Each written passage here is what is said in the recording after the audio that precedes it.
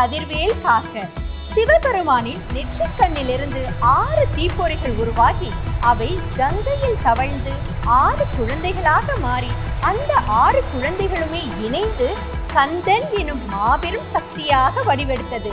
அன்னை ஆதிபராசக்தி தன் சக்தியெல்லாம் ஒன்று திரட்டி வேலாக கந்தனிடம் ஒப்படைக்கிறார். தர்மம் நிலைத்திட சூர சம்ஹாரம் நடக்கிறது. அப்போது கூட கருணாமூர்த்தியான முருகப்பெருமான் சூரபத்மனை முழுவதுமாக அழிக்கணும்னு எண்ணம் கொண்டிருக்கவில்லை, ஆட்கொள்ளவே முடிவெடுத்தார். அதனாலதான் அசுர மரமாக நின்ற சூரனை சக்தி வேல் கொண்டு 2ஆக பிளந்தார். அவற்றில் ஒரு பகுதியை மயில் வாகனமாகவும் மற்றொரு பகுதியை சேவல் கொடியாகவும் சுவீகரித்து தன்னுடனேயே இருக்க அருளினார். இது எவ்வளவு பெரிய பாக்கியம் தெரியுமாங்க.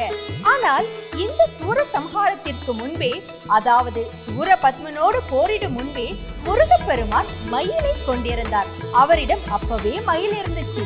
சரி, முருகனின் வாகனம் மயில் என்று எல்லாருக்கும் தெரியும். ஆனால் அந்த மயில் வாகனனுக்கு 3 மயில்கள் இருப்பது எத்தனை பேருக்கு தெரியும்? ஞானப்பழமான மாம்பழத்திற்காக முருகன் உலகை எப்படி வலம் வந்தாரு? மயில் மீதேறியே வலம் வந்தார். அதுதான் மந்திர மயில் என போற்றப்படும் முருகனின் முதலாவது மயில்.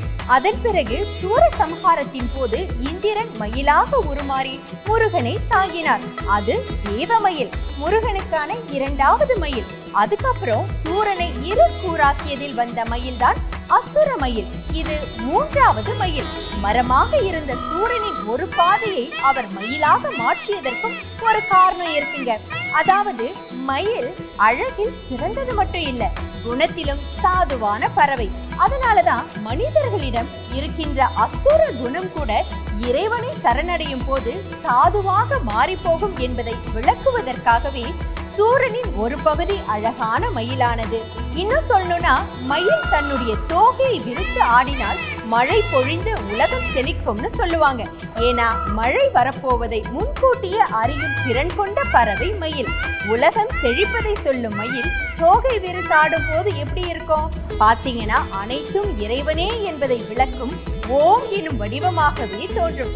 அவ்வாறு பக்தர்களின் துயரை துடைக்க வரும் முருகனுக்கு மயிலே வாகனமானது. மயில் மனித மனதின் அடையாளம். அதனாலதான் ஒரு பாடல் கூட இருக்குங்க, மனமே முருகனின் மயில் வாகனம்னு. அந்த மனமானது மயிலை போன்று அழகாக இருக்க வேண்டியது அவசியம். ஏன்னா பரிசுத்தமான அழகான உள்ளம்தான் இறைவனின் உண்மையான கோயில் என்பதனை இந்த மயில் வாகனம் விளக்குது. அது மட்டும் இல்லைங்க, ஒரு சின்ன சத்தத்துக்கே அச்சமுறும் தாவர பட்சியான மயில் கொடிய விஷம் கொண்ட பாம்பின் மீது நிற்கிறதே, அது எப்படி? ஏன்னு தெரியுமா? முருகனின் துணை இருக்கையில் எவ்வளோ பெரிய ஆபத்து நம்மை நோக்கி வந்தாலும் அவை அனைத்தும் காலுக்கு கீழே என்பதை உணர்த்தத்தான். சரி, மரமாக விழுந்த சூரனின் ஒரு பக்கம் மயிலானது, அதன் தத்துவத்தை பார்த்துட்டோம். அடுத்து இன்னொரு பக்கம் சேவலானதே, அது என்ன? அதற்கு அர்த்தம் உண்டு. முருகப்பெருமானுக்கு கொடியாக விளங்குவதே அந்த சேவல் தான். இதற்கு குக்குடம் என்றொரு இன்னொரு பேரும் இருக்கு. சேவல் எப்போதும் ஒளியை விரும்புவது. எனவே மனிதர்களுள் இருக்கும் அறியாமை எனும் இருளை போக்கி மெய்யறிவாகிய ஒளியை பரப்பும் சேவர் கொடியோனின் சின்னமாக இந்த சேவல் விளங்குது. அது மட்டும் இல்லைங்க, வைகரையில் சேவல் கூவுதல் ஓங்கார மந்திரத்தை ஒளி வடிவில் உலகுக்கு உணர்த்துவதாகும். அதனாலதான் சேவலை நாத தத்துவம் என்றும் சொல்வாங்க. நாதம் இல்லையே நானிலமே இல்லை. சேவல் நம் உயிருக்கு காவல். அந்த சிவஞான வடிவே சேவல் தாங்க. அப்படி இருக்க கதிர்வேலன் சேவர் கொடியேந்தி நம்மை எல்லாம் சிவஞான பேரொளியில் துய்க்க செய்கின்றார். பாத்தீங்களா? சென்ற இடங்கள் எல்லாம் கந்தா எனும் போது செஞ்சேவல் கொண்டு வரவேணும்னு அருணகிரிநாதர் இதுக்காகத்தான் இப்படி பாடியிருக்காரு. மொத்தத்தில் வேல் என்பதோ ஞான சக்தி, மயில் என்பதோ இச்சா சக்தி, சேவல் என்பது கிரியாசக்தி.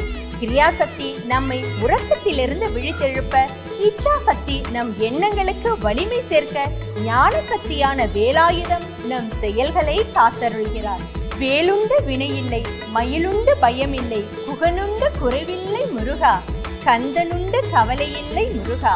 கதிர்வேல் காக்க.